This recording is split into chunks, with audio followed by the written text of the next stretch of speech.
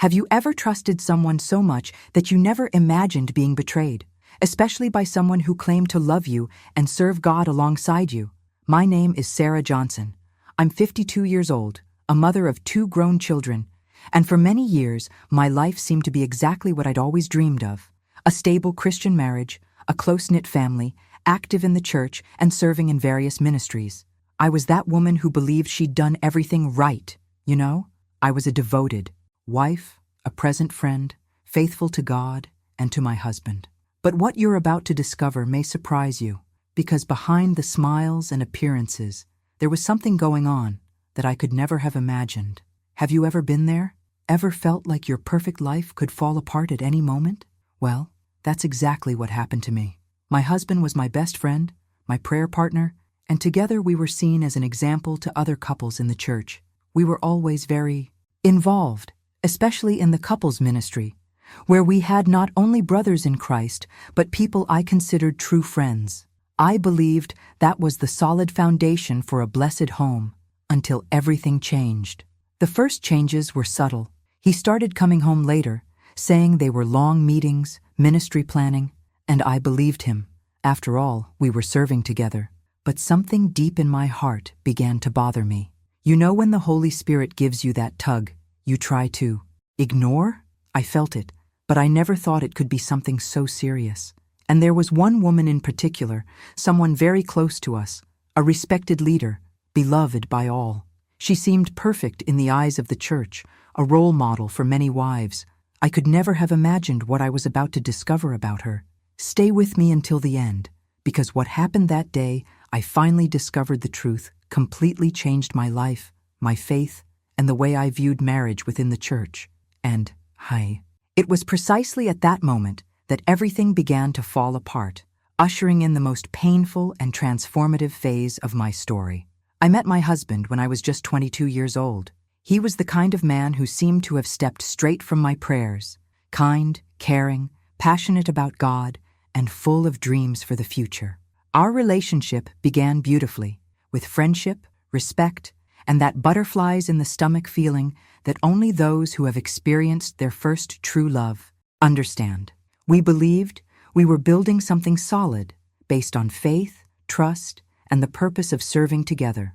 I remember our wedding in the small church where we grew up, surrounded by friends and family, as if it were yesterday. Everyone said we were the perfect couple, proof that a God-centered relationship could withstand any challenge. After marriage, our life seemed to go exactly as planned. We had 2 wonderful children who are now adults, and together we built a home filled with memories, laughter, and bedtime prayers. We were always active in the community, participating in services, events, and especially in couples ministry, which became an essential part of our journey. Serving other couples, counseling them, praying with them. All of this gave us the feeling that we were on the right path, making a difference in people's lives. I was very proud of my husband. To me, he was not just a companion, but a true man of God. People admired him, sought his advice, and I felt blessed to have someone so respected and upright by my side. It was as if everything in our lives was an example of what faith and obedience to God can do. But behind this seemingly perfect scenario lay hidden truths I was completely unaware of. Small actions I preferred not to question at the time. Gestures I now realize were clear signs something was wrong. Still, my trust was so strong that I never considered there might be a hidden truth to our marriage. Now I want to delve even deeper into this subject, because it was precisely this feeling of absolute security, of thinking that nothing could shake our union, that made me ignore the signs. And that's when my story begins to change in ways I never could have imagined. I trusted him so much that it never crossed my mind to suspect anything. I was that wife who believed in words, who saw every gesture as proof of love and commitment. Looking back, I realize how easy it is to romanticize certain attitudes when we want to. Believe everything is fine. Perhaps you understand what I'm saying, because when we truly love, we create a kind of emotional shield, as if disappointment were impossible to reach. That's precisely why I'm keen to share my story here. Many women need to hear that they're not alone, that they're not the only ones experiencing betrayal, abandonment, or judgment within their own church. And that's why every time you like this video, it reaches more people who may be experiencing exactly what I experienced. Your participation here is what makes this channel grow and brings hope to other women who need to know that there is life after pain. It's a simple gesture, but it has a huge impact on the lives of those who currently feel lost and voiceless. It took me a long time to realize that my silence only imprisoned me further, because while everyone saw me as the perfect wife, I was losing myself inside, until the day came when the truth revealed itself in such a shocking way that it completely changed everything I believed about my marriage, about trust, and even about my own faith. Our routine always revolved around church. On Sundays, we woke up early for morning services and often spent the entire day serving in various activities. I coordinated women's groups, helped with events, and counseled younger wives, while he was seen as a role model among the men in the congregation. We were the couple who were always available, the ones people sought out when they needed a word of faith or marriage advice. This filled me with pride, because I felt we were making a difference, that we had a greater purpose beyond our own lives. Couples ministry meetings were almost always held at our home. There, friendships that felt genuine blossomed, and deep conversations about faith, family, and the challenges of life as a couple took place. We created an environment where everyone felt welcome, and I believed that this circle of people was a gift from God to us. It was comforting to think that, within the church, we were surrounded by trustworthy people, people who shared the same values, the same dreams, and the same vision for the future. I remember how many times, after a meeting, my husband and I would talk about how we wanted to help even more couples live a solid union. We made plans, dreamed together, and this only strengthened the image I had of him as a God-fearing leader. I saw in him someone committed, who seemed willing to sacrifice himself for the good of others. And perhaps that's precisely why I never realized that behind such dedication, there was something he was hiding from me. I've always been a woman of faith, and for me, serving was also a way of thanking God for everything I believed I'd received. But today I realize that I was often so busy caring for everyone around me that I neglected to pay close attention to my own home. It was as if I lived in a safety net, believing that by doing so much for the church, we would somehow be protected from any crisis. Over time, however, small situations began to emerge that, looking back, were clear signs that something wasn't right. Meetings that went on too long, messages exchanged at the wrong time, and the constant presence of someone I never would have imagined would suspect.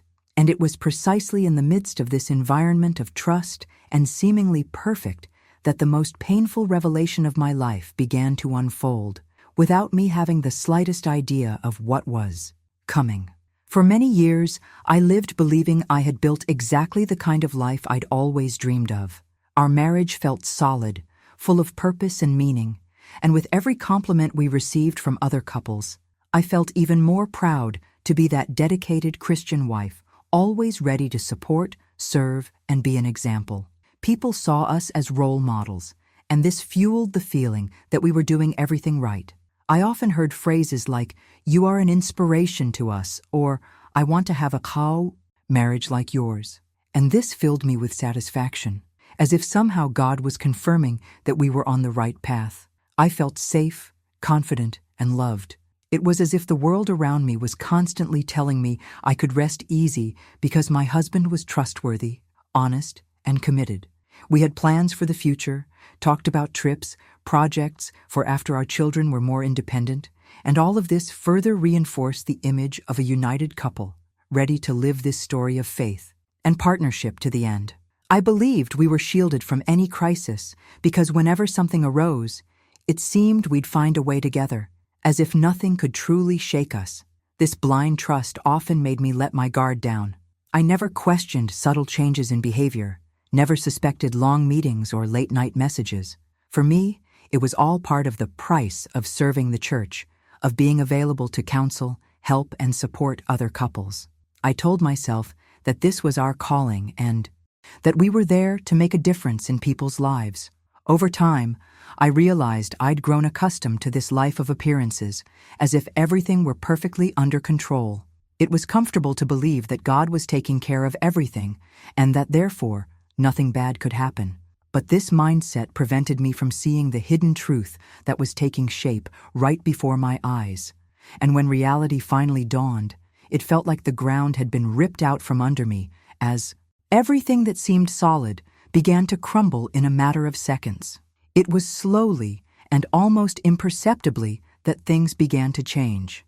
At first, it was details I overlooked, because I always believed that marriages go through phases and that everything would be resolved with dialogue and prayer. He began coming home late, always citing ministry meetings or counseling sessions that had gone on longer than expected.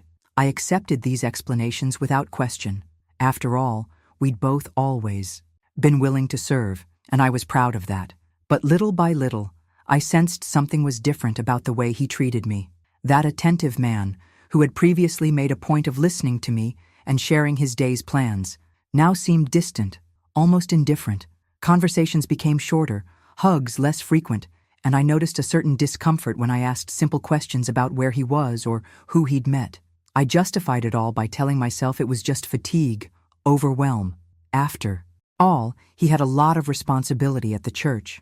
Little by little, strange things began to arise, like messages arriving late at night that he quickly deleted, saying they were just urgent matters about the ministries.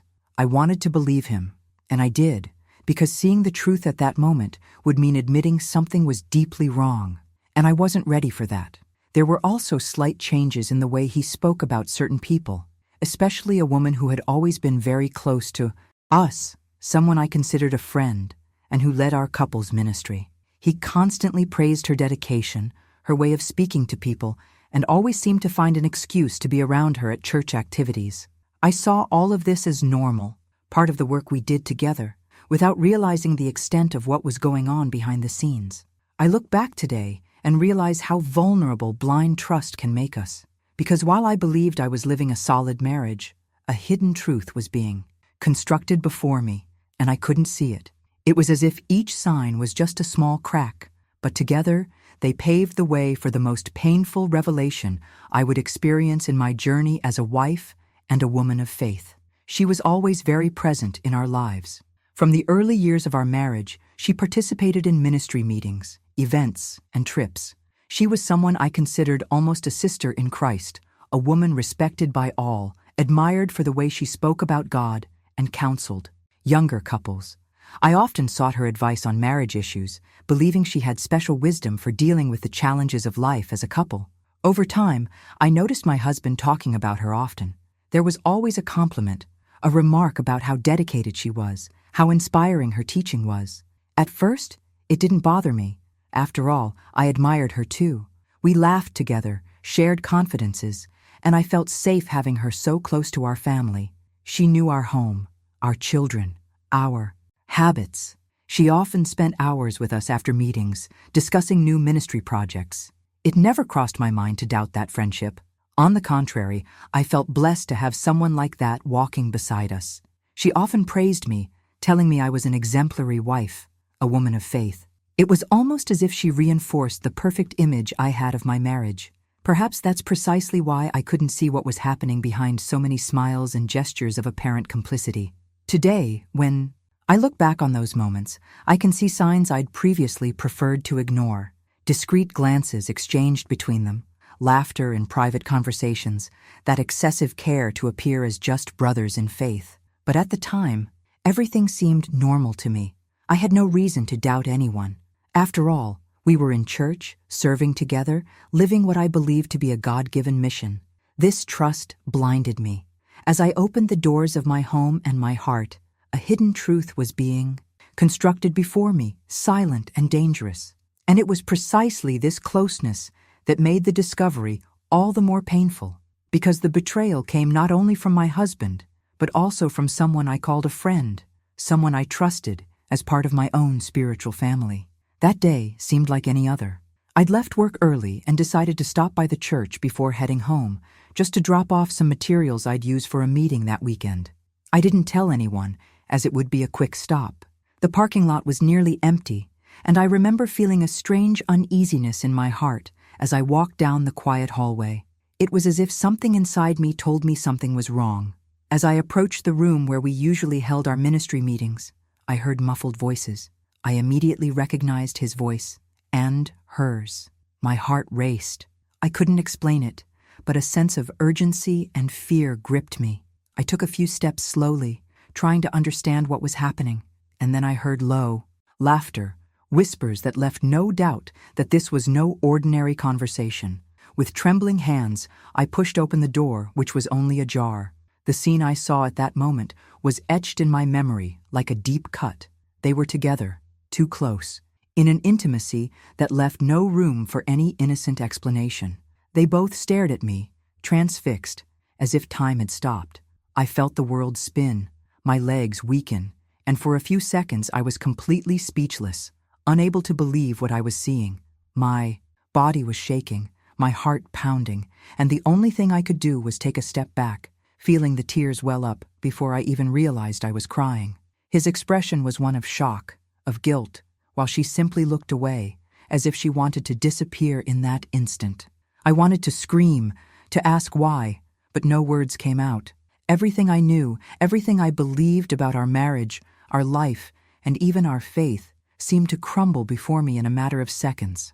I left without looking back, walking as if I were in a nightmare from which I couldn't wake. It was as if each step was too heavy, as if the ground had been ripped out from under my feet.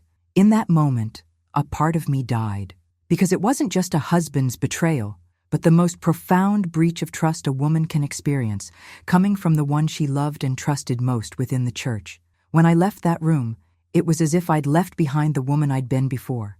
Each step felt like a ton of weight, and the air was knocked out of me. I wasn't just crying for my marriage, but for everything it represented: the destruction of my family's image, the loss of the trust I thought was unshakable, and, most of all, the feeling of having been cruelly deceived by two people I loved and respected most within the church. When I got home, the silence felt deafening.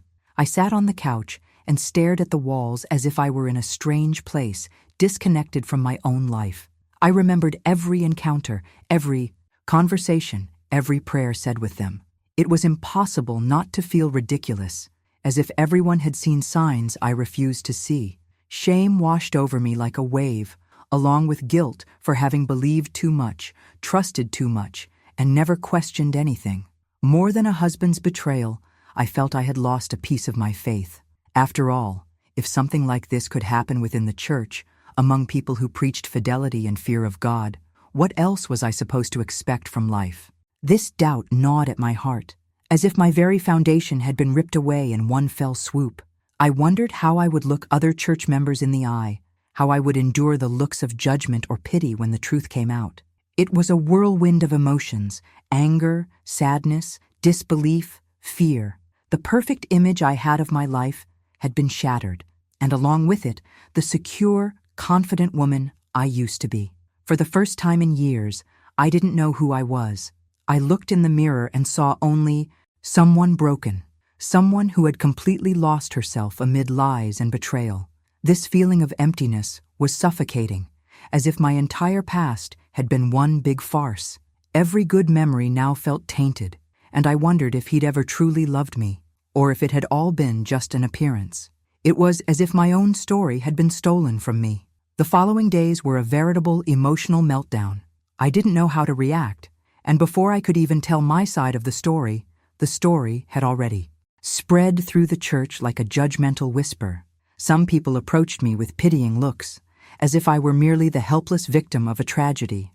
Others, however, avoided even greeting me, as if my pain were something too inconvenient to face. What hurt me most was realizing that many expected me to remain silent, to handle everything in a dignified manner, without exposing anyone, without talking about what had happened.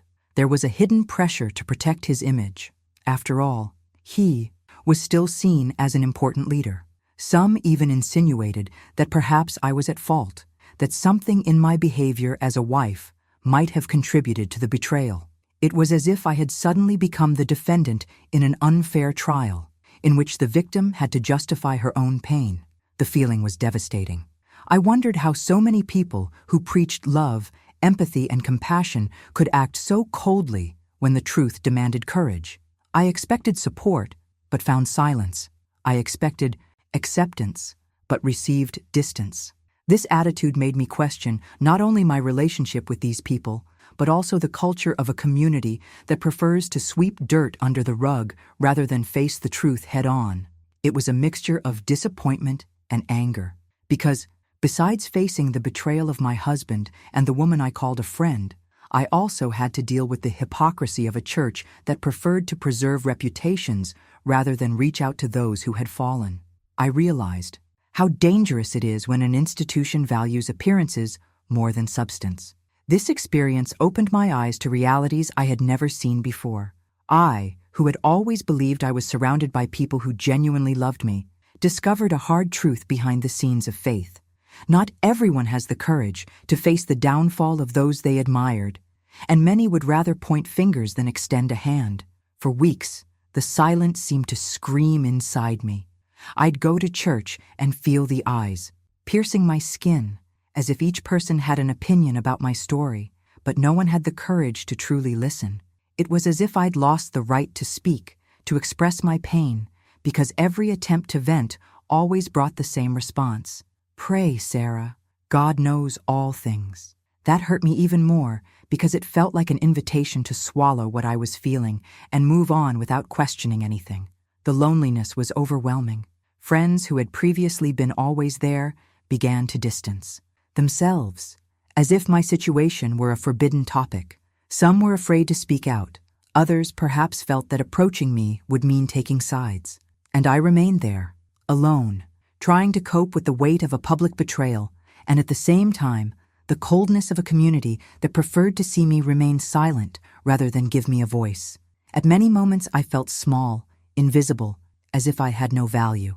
It was painful to realize that the same church where I had invested so many years of service and dedication now seemed to have no space for my truth. I was afraid to speak, afraid of being judged even more, afraid that any word I said would be used against me. So I kept quiet. I kept everything inside, while on the outside I tried to appear strong and firm, as they expected me to be. But inside, I was falling apart. I wasn't sleeping well. I had crying fits alone in my room, and I wondered when or if it would ever stop hurting. Silence, I realized, can be as cruel as betrayal itself, because it makes us believe our pain doesn't matter, that we just need to move on as if nothing had happened. It was at that point that I began to understand that my journey of transformation wouldn't come from outside, but from the decisions I would have the courage to make from then on. I always believed my faith was unshakable, that nothing could separate me from God. But after everything that happened, I found myself in a place I never imagined I'd be. Prayers, which once flowed, naturally began to sound hollow, almost as if I were talking to myself. I felt betrayed, not only by my husband and the friend I trusted, but in a way, by God as well. How could he allow something so cruel to happen in his own home, to people who preached faithfulness and fear? It was a profound conflict. Part of me wanted to keep believing, clinging to the hope that all of this had some greater purpose, but another part screamed in rage, asking where he was when I needed him most. I remember nights when I would kneel on the floor, unable to utter a word, just crying, my heart broken. I felt dirty, unworthy, as if my pain were a sign of spiritual weakness. The shame of not being the strong woman of faith everyone expected weighed on me every day. Going to church became almost unbearable.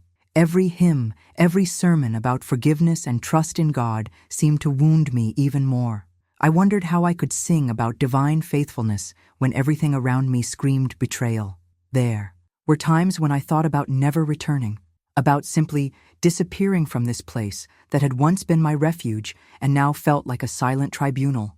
But deep down, I knew my struggle wasn't just against circumstances. It was against a mindset that made me believe being a Christian meant enduring everything in silence. This realization hurt, but it was also the beginning of small inner revelations.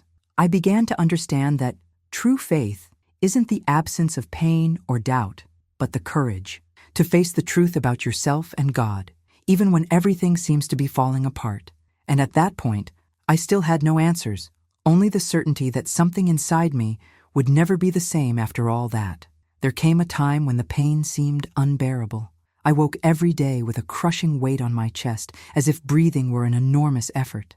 My house, once full of life, felt cold and empty.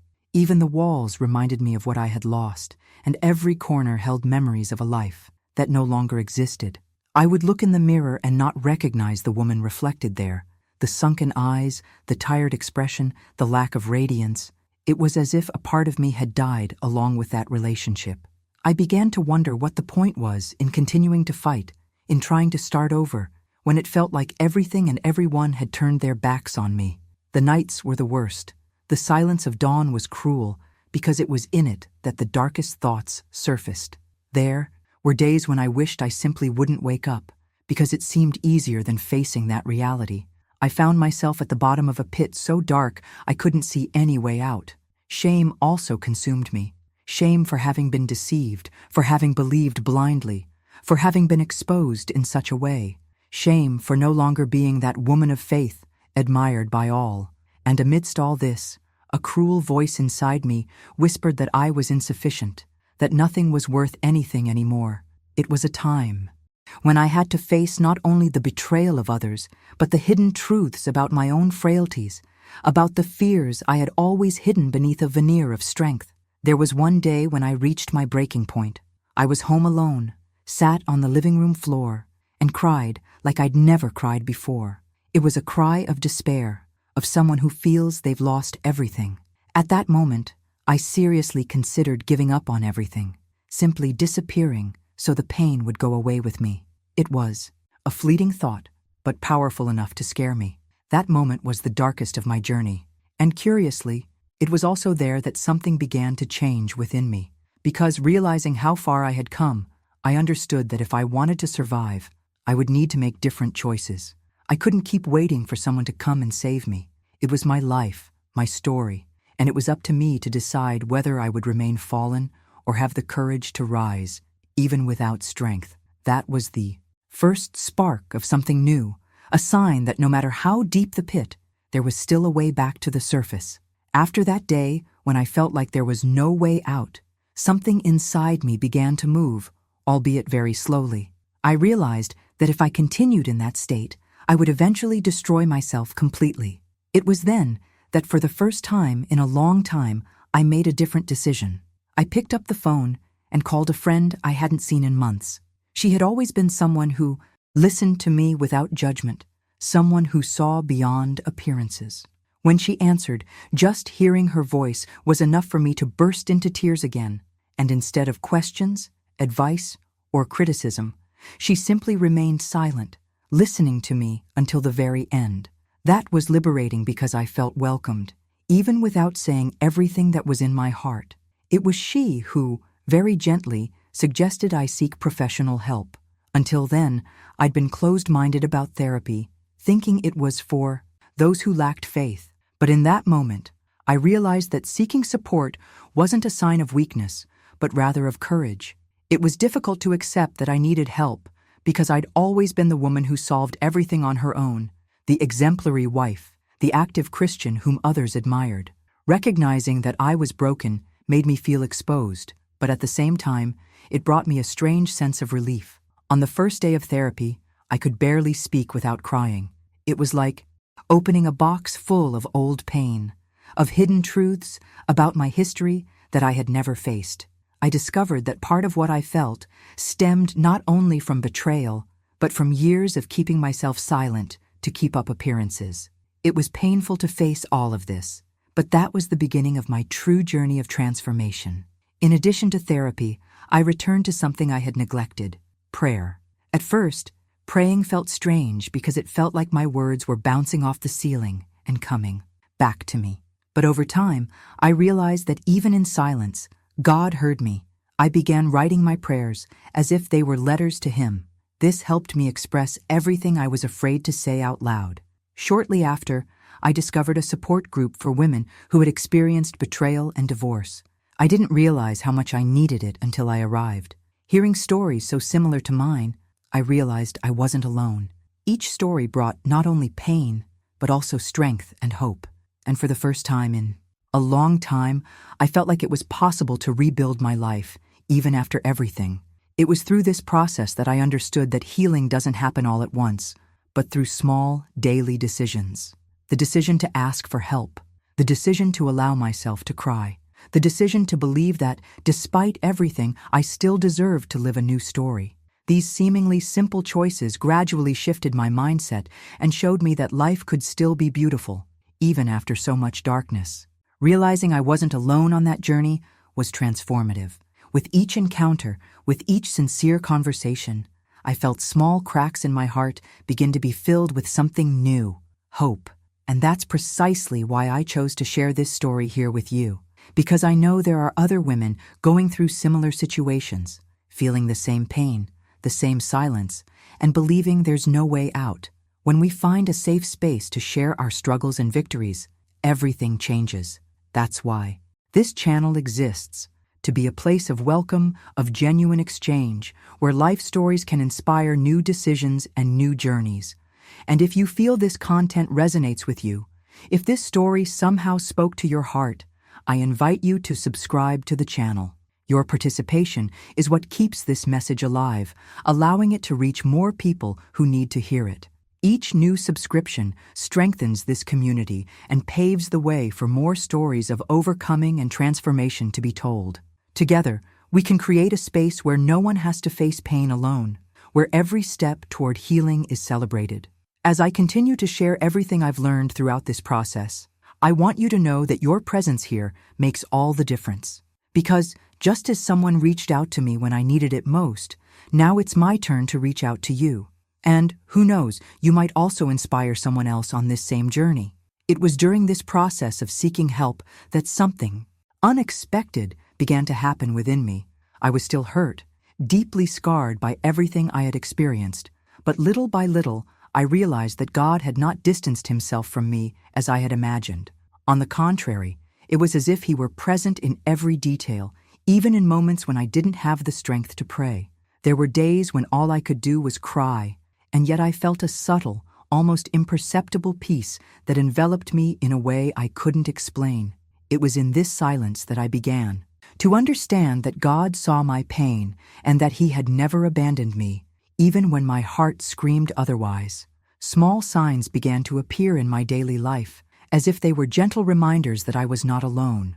An unexpected message from a friend with the right words, a sermon that seemed tailored to me, a song of praise that appeared at the precise moment I needed to hear it most. They were simple gestures, but they had a huge impact on my mind and heart.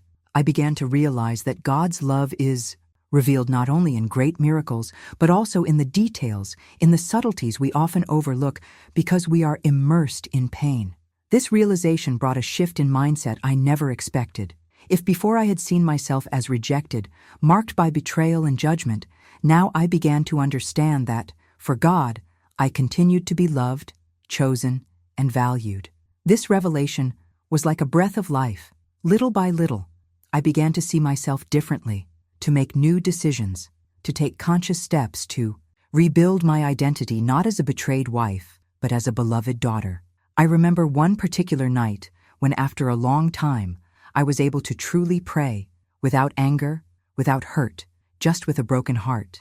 It was then that I understood that faith isn't about having all the answers, but about trusting, even when everything seems lost. And in that moment, I realized that my healing journey wouldn't be quick or easy, but that I was no longer walking alone. It was as if, for the first time, I could see behind the scenes of everything that had happened and understand that, even in the chaos, God was writing a new story for me. This new perspective had a profound impact on my emotions and the way I dealt with shame and guilt.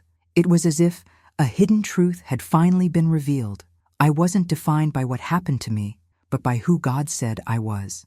This transformation didn't happen overnight, but was built little by little through tears, prayers, and small daily victories.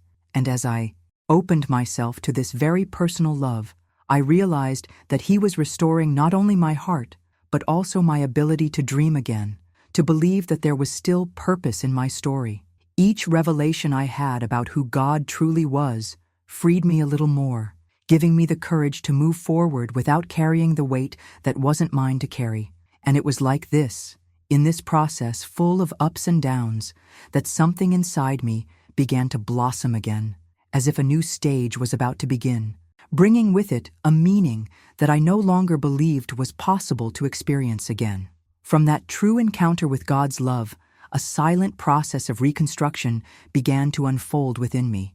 It wasn't immediate nor cinematic, but rather a process of small steps, of daily decisions that, at first, seemed insignificant, but which eventually had a profound impact on my life. It was as if I were relearning who I was, discovering a new identity no longer based on being someone's wife or the betrayed woman, but on being a daughter of a God who knew me completely and yet loved me unconditionally. I began to look at my story with new eyes, understanding that scars weren't signs of failure, but marks of survival and overcoming. Gradually, I realized that each wound carried a hidden truth about my strength, about my ability to rise again even when all seemed lost. This shift in mindset was liberating because it made me realize I no longer needed to hide behind a mask of perfection, nor blame myself for what other people chose to do to me.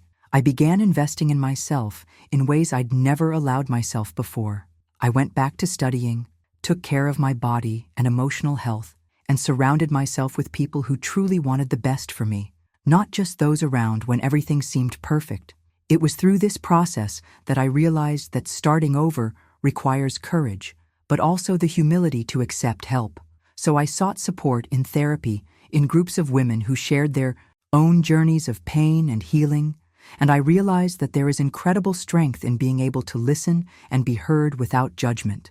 Every small victory was a celebration. The day I managed to laugh at something simple, the moment I felt beautiful when I looked in the mirror, the first time I could pray with thanks, not just requests.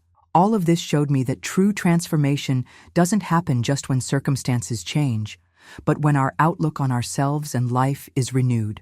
I also began to dream again. Dreams that once seemed impossible began to beat in my heart again, as if a dormant part of me had awakened. I understood that my story hadn't ended with the betrayal, that there were still chapters to be written, behind-the-scenes details I hadn't even imagined, and that God was already guiding me. This brought me hope, that real hope that doesn't depend on what happened in the past, but on what can still blossom in the future. And, curiously, the stronger I became, the more I realized that my pain could be used to bring healing to others. I gradually began sharing what I had experienced, and I realized that many women carried similar wounds, but never had the courage to speak out. It was at that point that I understood that my testimony had a greater purpose, to show that destruction doesn't have to be the end, that there is life after loss, that there is strength hidden where we least expect it. This new beginning wasn't a straight line. There were setbacks, moments of doubt, days when it felt like I hadn't moved forward, but each step forward, no matter how small, was a silent declaration that I would no longer be defined by what they did to me, but by the choices I was deciding to make from then on. I was, at last, rebuilding my identity, brick by brick, with faith, self-knowledge, and the certainty that my story wasn't over. And it was like that, in the midst of this still unfinished journey, that I realized something powerful. True freedom comes when we understand that we no longer need to prove anything to anyone, because we are already loved exactly as we are. This revelation became the foundation of my new beginning, and each new decision I made was a reminder that, even after the worst of storms, it is possible to blossom again. As time passed, I began to realize that each step of my journey held profound lessons, even in the most painful experiences. It's strange to think so, but it was in the chaos that I discovered some of the greatest revelations about myself, about people, and even about faith. One of the first lessons I learned was about trust. I always believed that trust was simply surrendering without reservation, without question, almost like an act of blind devotion. But I understood, with great difficulty, that true trust isn't about the absence of limits. It's built through actions, daily choices, and respect, and most importantly, that it shouldn't be given automatically just because someone occupies a role in our lives. I realized that it's possible to love and still set clear boundaries, because love isn't about denying yourself, ignoring red flags, or accepting less than we deserve in the name of a semblance of peace. And this was, perhaps, one of the most liberating truths I learned, that I no longer needed to be afraid to say no. I learned that it's not selfish to take care of yourself, to establish healthy boundaries, to protect your own peace, because, without realizing it, I had become accustomed to always putting myself last, as if that were a sign of virtue. Another lesson came with forgiveness, and here I need to be honest. Forgiving wasn't easy, much less quick. For a long time, just hearing the word forgiveness made me angry, because it seemed so unfair to have to release someone who had emotionally destroyed me. But little by little, I understood that forgiveness wasn't about the other person. It was about me. It was about freeing myself from a weight I carried, day and night, as if I were still trapped by that pain. Forgiving didn't mean forgetting, nor going back, nor opening the door to the same story repeating itself. It meant loosening the chain that kept me tied to the past so I could move forward with ease. And, perhaps most importantly, I learned to forgive myself for ignoring the signs, for keeping quiet when I should have spoken, for believing I needed to mold myself at any cost to maintain a perfect marriage. This self-compassion was essential for me to look in the mirror and see more than just a victim. I wasn't just the betrayed woman. I was a woman who had survived, who had endured, and who was finally learning to live on her own. I also realized that maturing emotionally involves taking responsibility for one's own choices. Not for the bad choices of others, because those were never my fault, but for the decisions I could make from then on. I understood that remaining in the victim role would prevent me from writing a new story. So I began practicing something simple but powerful. Every time I felt tempted to return to that place of pain, I took a deep breath and chose to take a step, however small, toward the future I wanted to build. These lessons showed me that trust, boundaries, and forgiveness are all part of the same journey, and that when we experience this sincerely, we become stronger, but also more compassionate. Today, when I look back, I'm not proud of the pain I experienced, but I am proud of the woman who chose to rise up, even when all seemed lost. And it's curious how life transforms when we change our mindset, because suddenly, what seemed like the absolute end becomes seen as a watershed, a point where everything changes direction.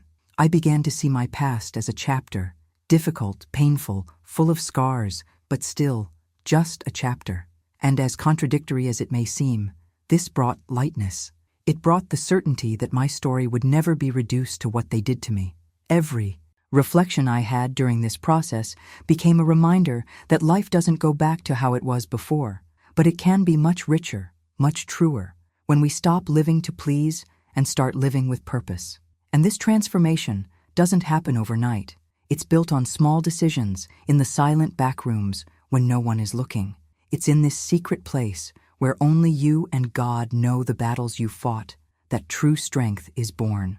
It was in this intimate space of reconstruction that I understood that forgiveness doesn't romanticize betrayal, nor does it erase what happened, but rather frees us from the burden of eternally carrying a pain we no longer need to sustain.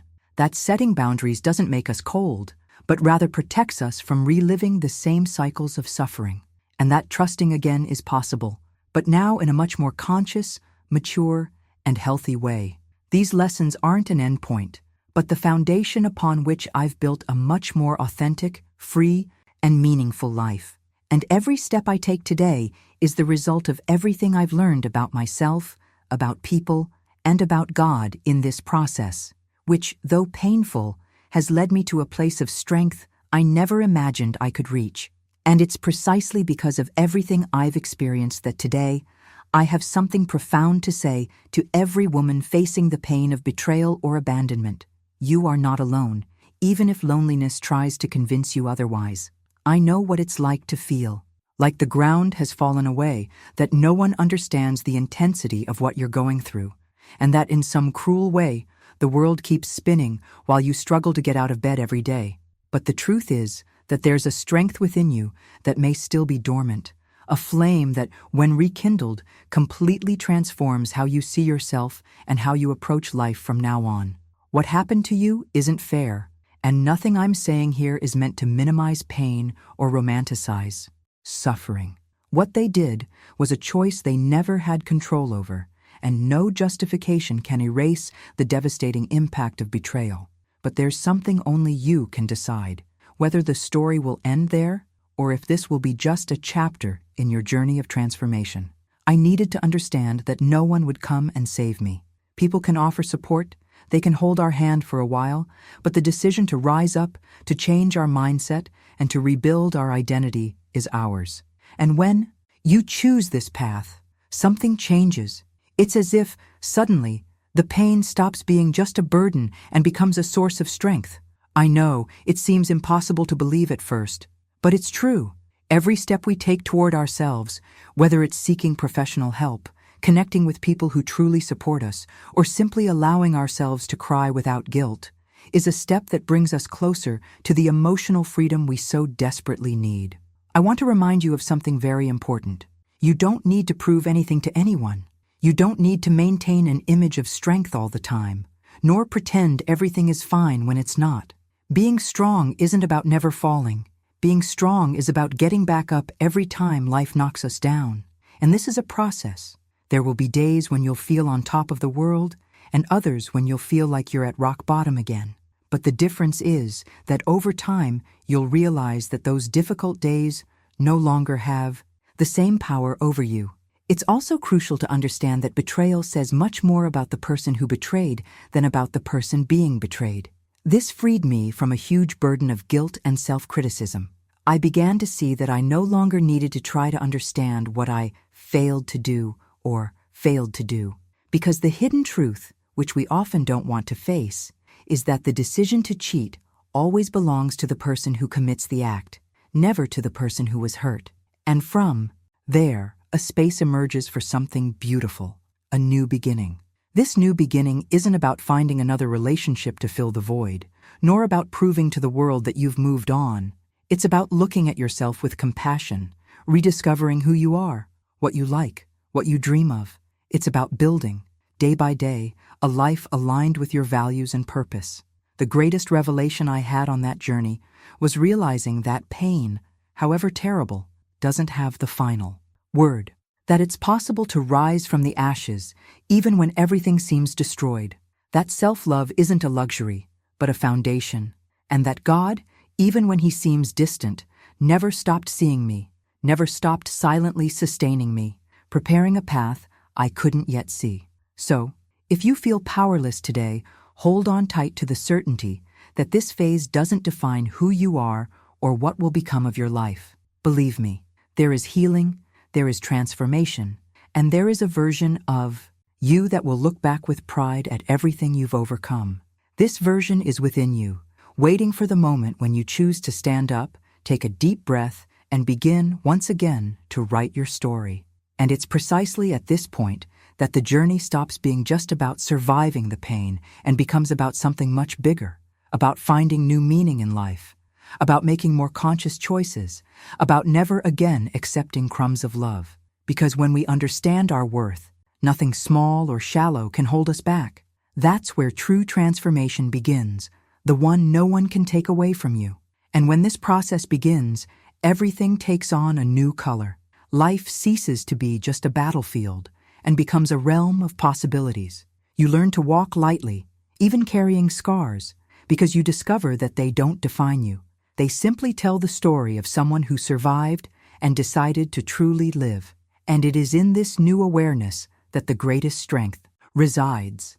The ability to look forward with hope, knowing that, despite everything, there is still much to be lived, discovered, and built. Today, when I look back on my life, I can see something that back then seemed impossible: lightness. It's not that everything has become perfect or that my problems have disappeared, but the way I choose to deal with them has completely changed. That weight that accompanied me daily, as if I were carrying a backpack full of rocks, is no longer on my shoulders. I discovered that true freedom begins within us, when we stop letting pain dictate the rules and begin to consciously decide which paths we want to follow. This shift in mindset didn't happen overnight. It was the result of small daily decisions, the courage to allow myself to start over, even when I was afraid, and the belief that life could still be beautiful, even after everything. Faith, which once seemed distant, is now a living and essential part of my daily life. I learned to talk to God without masks, without trying to show a strength I didn't have, and that changed everything. I discovered that He never abandoned me, not even on the days when I blamed Him for everything. On the contrary, it was behind the scenes of my pain that He worked silently, preparing things I couldn't even imagine. Gradually, shame gave way to sincere trust, and prayer ceased to be an obligation and became a refuge. And it was in this new relationship with God that I found the strength to rebuild not only my life, but also the way I saw myself. Today, I live much more intentionally. I've learned to say no when something isn't aligned with my values, to set clear boundaries, and, most importantly, to value my peace. It seems simple, but understanding that I no longer need to accept crumbs of love or respect has been liberating. I've started celebrating achievements I didn't even notice before, like having a healthy routine, being surrounded by people who truly support me, and investing in my own growth. And this also reflected my purpose. If before I thought my story ended in pain, today I know it can be used to impact the lives of others. Every revelation I've had about myself, every decision I've made to not give up, all of this has shown me the power in sharing vulnerability, because that's how we create real connections. I've understood that my past doesn't define me, but it prepares me to inspire other women who, like me, once thought there was no way out. The truth is, there's no magic formula for overcoming such a deep wound, but there is a path that involves conscious choices, mindset shifts, and the courage to face hidden truths about ourselves. A path where we learn to leave behind what no longer serves us, unafraid to take steps toward a new life. And that's why, when I talk about my life today, I don't just think about external things, the projects I have, the victories I've achieved, or the opportunities that have arisen. I think, above all, about the peace I feel when I lay my head on the pillow, knowing that I no longer live imprisoned by what happened to me. I decided that betrayal wouldn't be my label, but rather a turning point in my journey of transformation. This new phase has shown me that true forgiveness isn't about forgetting or justifying what happened, but about choosing to no longer carry the weight of it. By forgiving, I freed myself, and this opened space for new things to blossom, sincere friendships, meaningful projects, simple moments that now hold enormous value. My current life is proof that hope can be reborn, even after the worst of storms. And perhaps the most beautiful part of all this is realizing that what once seemed like the end has become a meaningful new beginning. I'm no longer the same woman who once believed she couldn't survive the pain. Today, I am the fruit of every choice, every tear transformed into strength, and every decision not to give up. And when I think about the future, I no longer feel fear.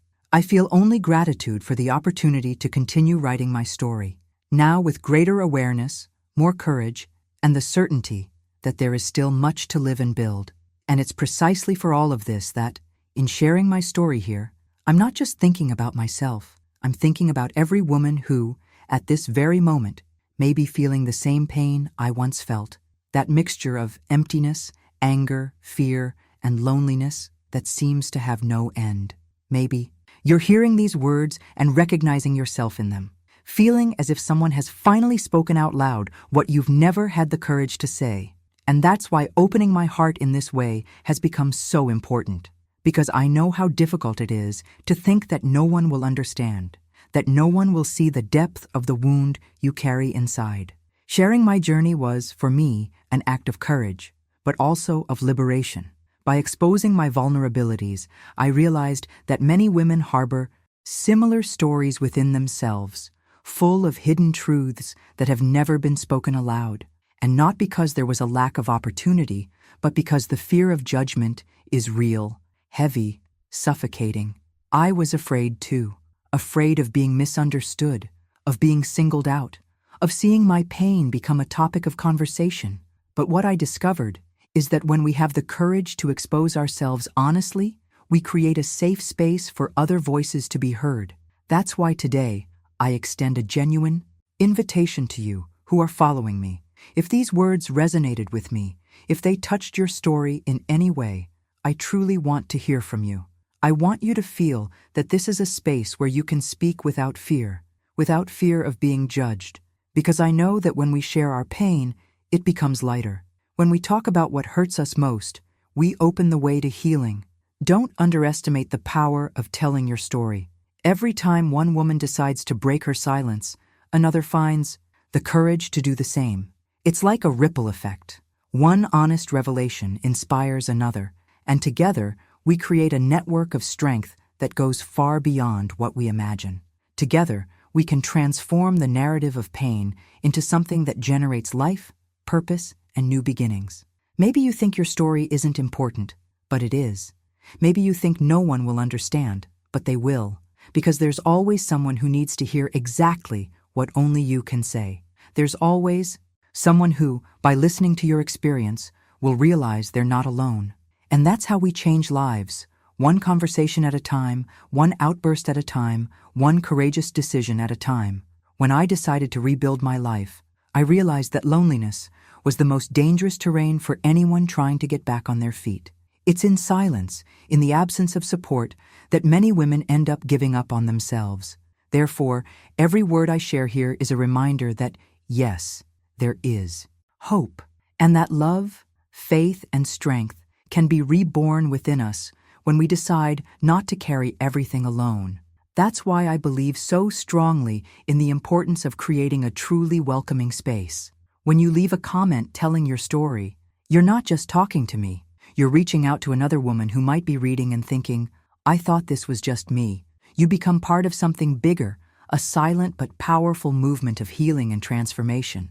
So, if this topic resonated with you, if it somehow touched your heart, share what resonated with you. Talk about what you've experienced, how you overcame it, or how you're still trying to overcome it. Each story is a seed that can blossom in the life of someone who needs precisely that word to move forward. And I say this because I've seen it happen many times behind the scenes of this journey.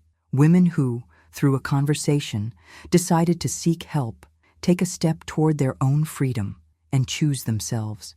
After years of living for others, this is too powerful to keep to ourselves. Your participation here is what keeps the essence of this space alive, what allows more people to access messages that heal, that lift, that remind each of us that we are capable of starting over.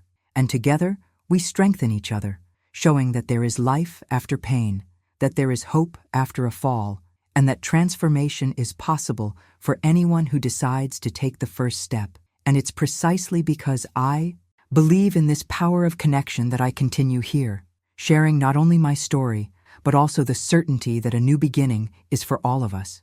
Because when we look back and see everything we've overcome, we understand that nothing was in vain. It's all part of a greater purpose, which we often only see when we decide not to give up. And so we continue, hand in hand, even if virtually, walking toward a lighter life, filled with renewed faith and true purpose. Because, as unique as each journey, maybe there is something that unites us, the strength to begin again, even after seeing our world crumble. And it is in this strength that true transformation lies.